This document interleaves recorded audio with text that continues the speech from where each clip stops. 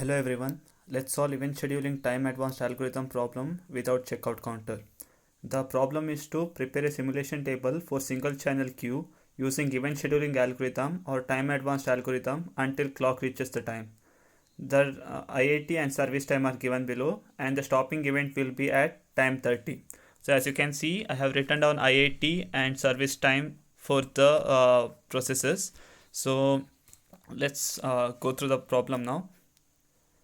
So at clock 0, the queue length of the queue will be 0 and the length of the server will be 1. So the future event list will be at 1, C2 will arrive. As you can see, C2 arrives at 1 and C service time of C1 is 3. So the C1 departure will be at 3 and we have the event stopping time at 30. Okay, so in the comment we can write the arrival time, that is A star equal to 1, and the service time, that is equal to 3, and the busy time, server busy time. So initially server busy time will be 0 and the maximum queue length will be 0. Okay, so in the next step we have to choose the minimum of this, that is 1. So as you can see here, C2 is already being served, so C1 will enter the queue and the length of the server is 1. So C3 will arrive, C3 arrival time is 5 and the clock time is 1. So arrival of C3 will be at 6 and departure of C1 will be again 3 and end of the the stopping event will be at 30.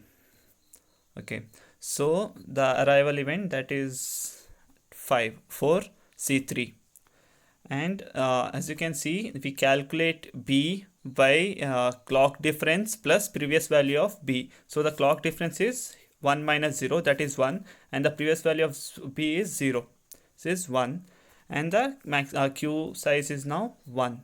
Okay, so next minimum of this, that is 3.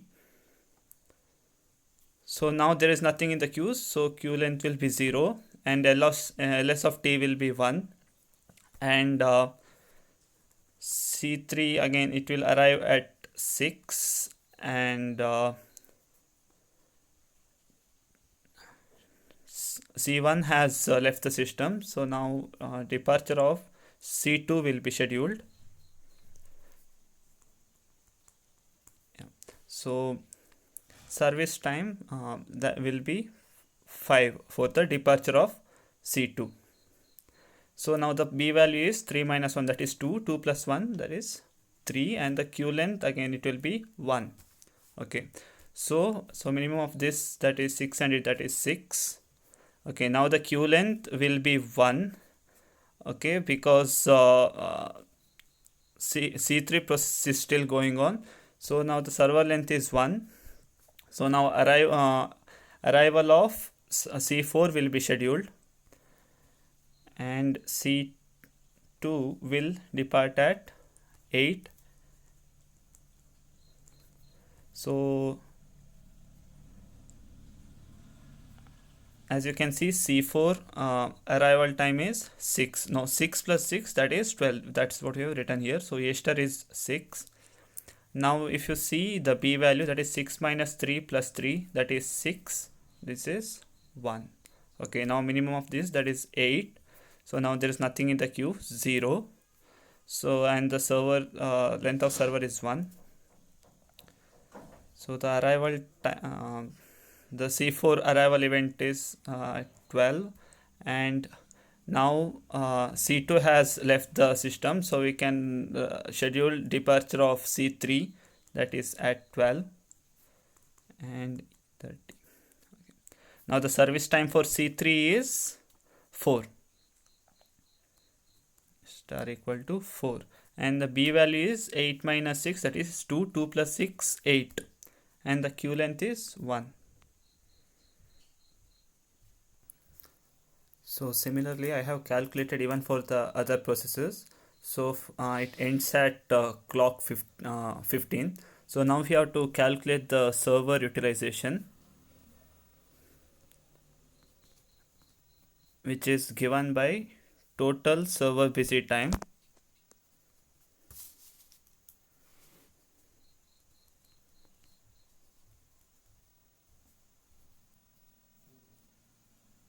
by total time. That is, so the total server busy time is 13 and the total time is 15. So 13 by 15, that is 0.867. Thank you.